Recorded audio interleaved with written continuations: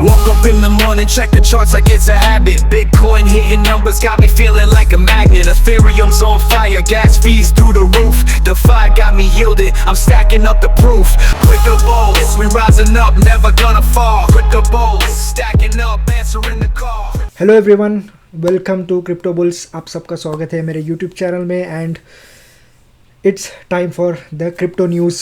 तो आप स्क्रीन पे आप देख सकते होंगे, थोड़ी देर में सब लोड होना शुरू हो जाएगा। जो हम शुरुआत करते हैं हमेशा की तरह इक्विटी मार्केट पे एक झलक डालेंगे। इक्विटी मार्केट को देख लेते हैं। तो जो इक्विटी मार्केट है, जो ग्लोबल इक्विटी मार्केट है, वो एकदम फ्लैट ही ट्रेड कर रहा है। चाहे मैं वो यूएस की बात करूं या इंडिया या फिर एशियन या फिर मैं यूरोप जो यूरोपियन इक्विटी इंडाइसेस है उनकी बात करूं, सब फ्लैट से या आइदर रेड में या थोड़ा बहुत ग्रीन में ट्रेड करें। तो मेजरली फ्लैट लाइन के आसपास ही ट्रेड करें। लेकिन क्रिप्टो की बात करते हैं तो क्रिप्टो ने धूम मचा के रखा है। आप देख सकते हैं बिटकॉइन वापस से 120,000 के लेवल्स के आसपास धीरे धीरे बढ़ रहा है। कल तक के आज सुबह तक जो बिटकॉइन था वो 116 के आसपास स्ट्रगल कर रहा था। लेकिन वापस से वो एंथुसियाज़म क्रिप्टो मार्केट में लौट के आया है, ऐसा दिख रहा है। बिटकॉइन धीरे धीरे 120,000 के लेवल्स के आसपास जा रहा है। लेकिन इथीरियम जो है वो काफ़ी अच्छा आउट परफॉर्म कर रहा है, बिटकॉइन को भी आउट परफॉर्म कर रहा है। ऑलमोस्ट 8.5 से 9% ऊपर है। आज सुबह तक, कुछ घंटों पहले तक इथीरियम जो है वो 3100 के नीचे ट्रेड कर रहा था। लेकिन अभी जिस तरह से इथीरियम में बाइंग आया है, जिस तरह से इथीरियम ने सर्च किया है, आप देख सकते हैं जो इथीरियम है वो 3300 का जो लेवल है उसके ऊपर अभी ट्रेड कर रहा है। तो काफ़ी अच्छा परफॉर्म कर रहा है। अभी एज ऑफ नाउ सबसे अगर अच्छा परफॉर्मिंग करने वाला टोकन है तो वो इथीरियम है। ये हम क्लियरली देख सकते हैं। जो काफ़ी सारे कॉइन्स है वो थोड़ा बहुत मैं ऐसा बोलूँगा कि काफ़ी सारे आल्ट कॉइन्स है जो कि काफ़ी अच्छे रैली के बाद थोड़ा बहुत पॉज ले रहे हैं। लेकिन इथीरियम थोड़ा बहुत उतना नहीं भागा था जितना जो अदर आल्ट कॉइन्स है वो भागे थे। तो अभी शायद हम वो कह सकते हैं कि इथीरियम में वो एक रैली लौट के आई है। तो इथीरियम काफ़ी अच्छा परफॉर्म कर रहा है। अगर मैं देखता हूँ और क्या कॉइन्स है तो काफ़ी सारे मीम कॉइन्स है जो कि हम लोग एक्सपेक्ट भी कर सकते हैं कि मीम कॉइन्स में सबसे ज़्यादा बाइंग आता ही है। मीम कॉइन सबसे ज़्यादा भागते हैं क्योंकि जो रिटेल इन्वेस्टर होता है वो पहला अगर उनको क्रिप्टो में एंटर करना है एंड उनको काफ़ी ज़्यादा पैसा बनाना है तो एंड वो अगर उनको काफ़ी रिस्कियर बेट्स लेने में कोई प्रॉब्लम नहीं है तो वो लोग मीम कॉइन की तरफ ही जाते हैं। तो हम देख सकते हैं जो मीम कॉइन्स है उनमें बॉन्क सबसे अच्छा परफॉर्म कर रहा है। बॉन्क हो गया, फ्लोकी हो गया। तो काफ़ी सारे जो डॉग वाले मीम कॉइन्स है वो काफ़ी अच्छा परफॉर्म करे। कैट्स का अभी तक टाइम आया नहीं है, लेकिन पेंगुइन का ऑफकोर्स पेंगुइन का भी आ चुका है। जो पजी पेंगुइन्स है वो भी काफ़ी अच्छा परफॉर्म कर रहा है अभी तक। लेकिन बॉन्क सबसे ज़्यादा परफॉर्म कर रहा है। उसके बारे में हमने लास्ट कुछ वीडियोस पहले भी बात की थी क्योंकि उसने खुद का एक meme coin launch pad launch किया था। इस वजह से जो है बॉन्क में एक अच्छा खासा सर्च काफ़ी टाइम से कंटिन्यू हो रहा है। और किसके बारे में बात कर सकते हैं? अगर हम देखते हैं जो ओवरऑल क्रिप्टो मार्केट कैप है वो 3.82 ट्रिलियन के आसपास बैठा है। आज ऑलमोस्ट 4% ऊपर है। सिर्फ आज के दिन में 4% ऊपर है। जो फियर एंड ग्रीड इंडेक्स है वो ऑफकोर्स ग्रीड ही शो करेगा क्योंकि मार्केट में थोड़ा बहुत ग्रीड इंड्यूस होता हुआ हमको क्लियरली दिख रहा है। जिस तरह से लोग जो है जिस तरह से बाइंग आ रहा है टोकन्स का, उस तरह से हमको क्लियरली दिख रहा है कि जो मार्केट में एक ग्रीड आ रहा है। बिटकॉइन की डोमिनेंस की बात करते हैं क्योंकि हम देख सकते हैं जो बिटकॉइन का डोमिनेंस है वो धीरे धीरे गिर रहा है। अभी करंटली जो बिटकॉइन का डोमिनेंस है वो 62.4 उस लेवल 62 के आसपास के लेवल्स पे बैठा हुआ है। तो एक आल्ट सीज़न का तो सिग्नल नहीं है, अभी तक नहीं है। लेकिन डेफिनेटली हम कह सकते हैं कि जिस तरह से बिटकॉइन का जो डोमिनेंस है वो गिर रहा है, हम देख सकते हैं कि लोग जो है आल्ट कॉइन में बाय कर रहे हैं, परचेसेस कर रहे हैं। तो लेकिन अभी और थोड़ा मैं कहूँगा बिटकॉइन का जो डोमिनेंस है वो गिरना ज़रूरी है। एंड शायद वो जल्द ही हो सकता है।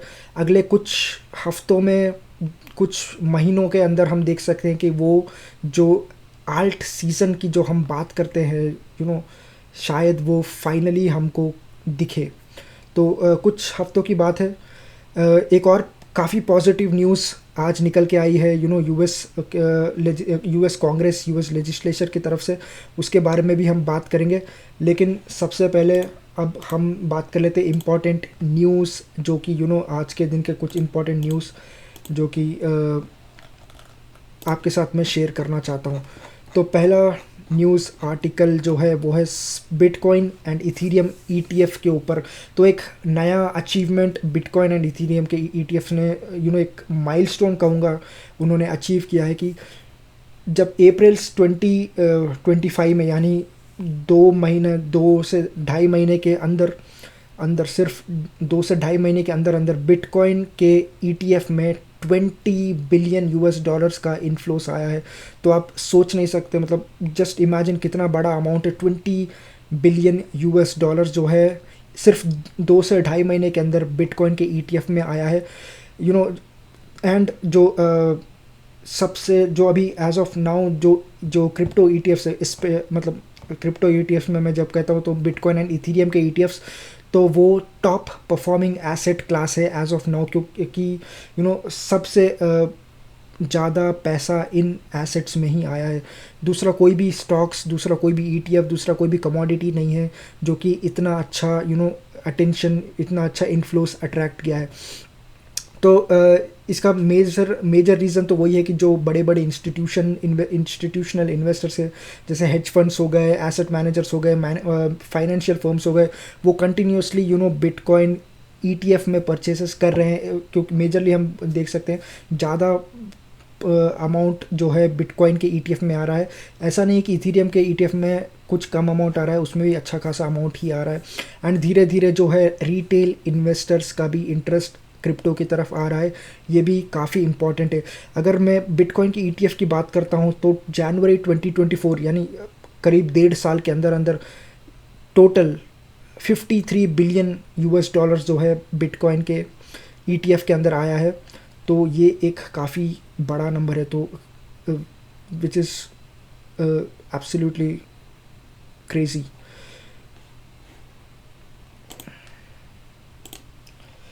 तो पेपाल की तरफ से एक न्यूज़ निकल के आ रहा है, वो लोग अब जो उनका स्टेबल कॉइन है PYUSD, अभी तक तो वो सिर्फ इथीरियम एंड सोलाना पे ही अवेलेबल था। अब वो जो अपना अवेलेबिलिटी है वो अब आर्बिट्रम ब्लॉकचेन पे भी लेके आने वाले हैं। तो आर्बिट्रम आप सबको पता है इथीरियम पे का एक L2 स्केलिंग सॉल्यूशन है। तो अब आर्बिट्रम पे भी आप PYUSD के साथ ट्रांजैक्शंस कर सकते हैं। उसमें PYUSD से काफ़ी सस्ते में आप कोई भी ट्रांजैक्शन कर सकते हैं एंड काफ़ी स्मूथली, काफ़ी फास्ट ट्रांजैक्शंस कर सकते हैं यूजिंग PYUSD, जो कि पेपाल का जो स्टेबल कॉइन है। Crypto bills clear procedural hurdles in house. तो ये काफ़ी पॉजिटिव न्यूज़ है क्रिप्टो के लिए अभी तक, क्योंकि कल तक लग रहा था कि शायद एक जो भी इस चीज़ को अपोज कर रहे थे, इस बिल के अपोजिशन में खड़े थे, वो लोग का जो भी रीज़न से कि क्यों वो लोग अपोज कर रहे थे, शायद उस वजह से शायद ये बिल पे एक वोटिंग डिनाई हो सकता था, लेकिन ऐसा नहीं होगा ऐसा लग रहा है। क्योंकि आज ये न्यूज़ निकल के आई है कि जो प्रोसीजरल वोट्स है, बेसिकली उसके ऊपर एक वोट किया गया था आज, एंड अब जो है कि एक फ़ाइनल वोटिंग लिया जाएगा बेसिकली। तो हुआ ये है कि जो हम जीनियस एक्ट की बात करते हैं, या फिर एंटी CBDC की बात करते हैं, या वो क्लैरिटी एक्ट की बात करते हैं, इन सब के बारे में मैं आपको बताऊंगा। तो आप सबको पता ही है यूएस कांग्रेस में 2 हाउसेस है, जो सेनेट है उसका लोअर हाउस है, एंड जो हाउस ऑफ रिप्रेजेंटेटिव्स है वो कांग्रेस का अपर हाउस है। तो सेनेट में जो है जीनियस एक्ट जो था, जो स्टेबल कॉइन्स के लिए जो एक्ट था वो पास हो चुका था। अब जो है वो हाउस ऑफ रिप्रेजेंटेटिव्स में आया है, एंड इस क्लैरिटी एक्ट को लेके, एंटी सीबीडीसी एक्ट को लेके कुछ लोग थे कंसर्न्स जता रहे थे, वो लोग अपोज कर रहे थे इस बिल्स के ऊपर। एंड कल तक ऐसा था, लेकिन शायद अभी जो भी लॉ मेकर्स इसके फेवर में थे, शायद उन्होंने नेगोशिएट किया होगा उनके साथ, एंड उन्होंने भी समहाउ नेगोशिएट करके उनको कन्वर्ट किया। एंड अभी जो है उस पर कोई भी बिल पे एक फाइनल वोट होने से पहले एक प्रोसीजरल वोट होता है, जो कि बेसिकली इस पे वोट किया जाता है कि जो बिल है वो किस मतलब कैसे डिबेट किया जाएगा, एट्सेट्रा एट्सेट्रा चीज़ों पे बेसिकली कैसा डिबेट किया जाएगा, कि क्या क्या अमेंडमेंट्स लिए जाएंगे, ये सब चीज़ों के ऊपर एक वोट किया गया था। एंड जो प्रोसीजरल वोट से ये फाइनल होता है कि मतलब ये निकल के आता है कि नतीजा कि वो अब फ्लोर पे जाएगा, अब उस पर एक फ़ाइनल वोट होगा। अभी तक ये फ़ाइनल वोट नहीं हुआ है, फ़ाइनल वोट शायद जल्द ही कुछ ही दिनों में हमको निकल के आता हुआ देखे। लेकिन ये एक काफ़ी पॉजिटिव सिग्नल है क्रिप्टो के लिए, क्योंकि क्लैरिटी एक्ट के लिए समझ लेते। क्लैरिटी एक्ट बेसिकली वो चीज़ है, आपको उसके लिए पहले समझना पड़ेगा जो यूएस में है दो रेगुलेटर्स है, एक एसईसी जो कि सिक्योरिटीज़ को रेगुलेट करता है, और एक सीएफटीसी जो कि कमोडिटीज़ को रेगुलेट करता है। तो अगर क्रिप्टो को हम लोग ने एज अ सिक्योरिटी डिफ़ाइन किया तो वो एसईसी के अंडर आएगा, अगर कमोडिटी के जैसे डिफ़ाइन करेंगे तो वो एसएफटीसी के अंडर आएगा। एंड लोग जो भी क्रिप्टो में लोग हैं, कम्युनिटी मेंबर्स हैं, उनका यही कहना है कि क्रिप्टो एक एक कमोडिटी है, एक सिक्योरिटी नहीं है। अगर वो सिक्योरिटी नहीं कमोडिटी होता है तो उस पर उतना स्ट्रिक्ट रूल्स नहीं लगाया जाता है जिस तरह से सिक्योरिटीज़ पे लगाया जाता था। एंड क्लैरिटी एक्ट से ये होगा कि कि क्रिप्टो को एक कैटेगरी दिया जाएगा, एक डेफिनेशन दिया जाएगा कि नहीं ये एक कमोडिटी है, एंड इसको सीएफटीसी के अंडर डाला जाएगा। तो बेसिकली उससे क्लैरिटी एक्ट से वो हम लोग को एक क्लैरिटी मिलेगा कि क्या जो क्रिप्टो है वो किसके अंडर आएगा, मतलब कौन से रेगुलेटर के अंडर आएगा। अब एंटी सीबीडीसी के बारे में बात करें तो एंटी सीबीडीसी बेसिकली सीबीडीसी क्या होता है, सेंट्रल बैंक का जो डिजिटल करेंसी होता है, CBDC central bank digital currency, जो कि खुद का एक डिजिटल फिएट करेंसी बेसिकली, अगर मान के चलिए आप यूएस में रहते हैं एंड जो यूएस का जो सेंट्रल बैंक है फेडरल रिजर्व, अगर वो लोग सीबीडीसी लॉन्च करते हैं तो वो लोग बेसिकली डिजिटल डॉलर लॉन्च कर रहे हैं। एंड एंटी सीबीडीसी क्या करेगा, वो जो फेडरल रिजर्व है उसको प्रोहिबिट करेगा खुद का सीबीडीसी जो कि है डिजिटल डॉलर लॉन्च करने से। तो इस वजह से जो है जो स्टेबल कॉइन्स है, मतलब अगर गवर्नमेंट खुद का जो डिजिटल करेंसी लॉन्च करती है तो वो क्या करेंगी, उससे क्या होगा कि जो भी लोग आजकल सब कुछ डिजिटल है, एंड डिजिटल की वजह से क्या होता है कोई भी लोग उसको ईजिली मतलब उसके ऊपर ईजिली नज़र रख सकते हैं, उसको सर्वेलेंस में ले सकते हैं। तो उससे क्या होगा कि जो भी फेडरल रिजर्व है, जो सेंट्रल बैंक है, वो सारे सिटीजन्स के फाइनेंशियल एक्टिविटीज़ को सर्वेलेंस कर पाएगी। तो वो एक रिस्क है सीबीडीसी के वजह से। तो वो लॉ मेकर्स नहीं चाहते हैं कि ऐसा हो, इसलिए उन्होंने कहा है कि एंटी सीबीडीसी बिल भी पास किया जाए ताकि फेडरल रिजर्व को प्रोहिबिट किया जाए खुद का एक डिजिटल डॉलर लॉन्च करने से। एंड जो जीनियस एक्ट है वो बेसिकली एक सेट ऑफ रूल्स डिफाइन करेगा, जो भी स्टेबल कॉइन इशूअर्स जैसे आपका तेदर हो गया या सर्कल हो गया, उनके लिए एक सेट ऑफ रूल्स डिफाइन करेगा। वो सब जीनियस एक्ट के अंडर आता है।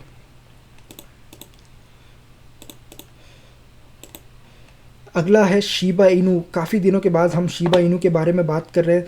तो शिबा इनू का जो चार्ट शो कर रहा है कि अब 30% तक शायद शिबा इनू में एक सर्च आ सके। अगर मैं शिबा इनू का प्राइस देखता हूँ तो शिबा इनू काफ़ी एक टाइम पे थोड़ा ऊपर था चार्ट्स में, लेकिन मतलब पोजीशन में, लेकिन अभी 18th पोजीशन पे बैठा हुआ है। 24 आवर्स में 6% भागा है शिबा इनू। लेकिन जितने भी अगर मैं कंपेयर करता हूँ किसी और मीम कॉइन से, चाहे वो बॉन्क हो जाए चाहे फ्लोकी हो जाए, तो उन सब से देखा जाए तो जो शिबा इनू है वो काफ़ी कम भागा है। यहाँ तक कि डोज का भी बात करता हूँ तो डोज भी 20% से ज़्यादा भागा है, लेकिन जो शिबा इनू है वो काफ़ी उतना अच्छा परफॉर्म नहीं किया है शिबा इनू ने। लेकिन इस आर्टिकल का ये कहना है कि शिबा इनू में जल्द ही एक अच्छा खासा सर्च आ सकता है, और ये लोग ये रीज़न दे रहे हैं कि जो ऑन चेन सिग्नल से जो भी ऑन चेन एक्टिविटी होता है उसमें काफ़ी ज़्यादा ग्रोथ देखा गया है शिबा इनू के ब्लॉकचेन में। जो भी ऑन चेन मेट्रिक्स होता है जैसे ट्रांजैक्शंस हो जाए, चाहे वो नंबर ऑफ़ एक्टिव वॉलेट्स हो जाए, चाहे वो कितना amounts movement of Shiba Inu tokens from exchanges to wallet, ये सब हो जाए, तो ये सब देखा, इसमें ये एक्टिविटी में एक इंक्रीज़ देखा गया है। तो वो एक बाइंग प्रेशर दिखाता है, एक बाइंग सिग्नल शो करता है। अगेन कोई भी एक बाइंग रिकमेंडेशन नहीं है, कोई भी मैं एसेट को या कोई भी टोकन को यहाँ पे मैं रिकमेंड नहीं करता हूँ, कोई भी फाइनेंशियल एडवाइस देना मेरी काम नहीं है। मेरा काम सिर्फ आप तक न्यूज़ पहुँचाना है।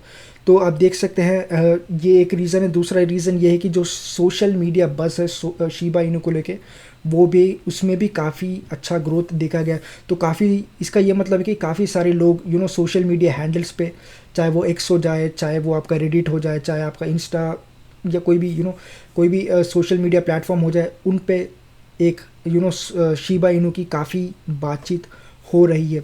तो इस शिबा इनू पे काफ़ी क्लोज वॉच रखना, क्योंकि हम शायद एक शिबा इनू में भी एक ब्रेकआउट आता हुआ देख सकते हैं। आखिरी न्यूज़ आज का, ये एक नया BIP प्रपोज किया गया है। बेसिकली बिटकॉइन इम्प्रूवमेंट प्रपोजल रखा गया है बिटकॉइन को इम्प्रूव करने के लिए। एंड इस प्रपोजल के अकॉर्डिंगली 2030 तक शायद बिटकॉइन एक क्वांटम रेसिस्टेंट हो जाएगा। क्वांटम कंप्यूटिंग आप सबको पता ही है, बेसिकली क्वांटम मैकेनिक्स का यूज़ करके कैलकुलेशंस किया जाता है। एंड जो बिटकॉइन है करेंटली वो कॉम्प्लेक्स मैथमेटिकल प्रॉब्लम्स की वजह से ही सिक्योर है। एंड जो भी उसका ऑफ कोर्स अगेन पब्लिक की जो क्रिप्टोग्राफी है उसके वजह से भी बिटकॉइन सिक्योर है। लेकिन अगर in future as of now जो क्वांटम कंप्यूटिंग है वो इतना पावरफुल या इतना स्केलेबल नहीं है कि वो जो है बिटकॉइन को अभी हैक कर ले, बिटकॉइन को डिकोड कर ले।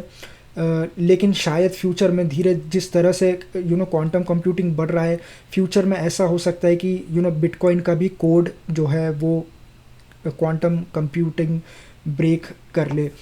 तो इस वजह से जो भी उनके कम्युनिटी मेंबर्स है, जो भी डेवलपर्स है, उन्होंने ये प्रपोज किया है कि बिटकॉइन को 2030 तक हम क्वांटम रेसिस्टेंट बना दे। जो भी ये जो सिग्नेचर स्कीम्स है, ये जो भी जिस तरह से ब्लॉकचेन पे डाला जाता है, जो भी कीज जब भी आप कोई ट्रांजैक्शन करते हैं बिटकॉइन पे, तो आपका एक प्राइवेट की होता है एंड जो ब्लॉकचेन पे एक पब्लिक की दिखाया जाता है, जिससे जो ब्लॉक है वो वेरीफाई किया जाता है, जो ट्रांजैक्शन है वो वेरीफाई किया जाता है। तो उस चीज़ को हटा के उसका एक अल्टरनेटिव लगाया जाएगा जो कि क्वांटम रेसिस्टेंट होगा। तो इस चीज़ पे वो लोग अब काम कर रहे हैं। तो यही था दोस्तों कुछ इंपॉर्टेंट न्यूज़ एंड अपडेट्स जो मैं आपके साथ शेयर करना चाहता था। अगर आपको अच्छा लगा है तो वीडियो लाइक कीजिए, सब्सक्राइब कीजिए। एंड कोई भी आपको अगर डाउट है तो आप उसको कमेंट कर दीजिए, मैं आपके ऊपर उसके ऊपर एक वीडियो बना दूंगा आपके लिए। And thank you for watching, until next time, bye.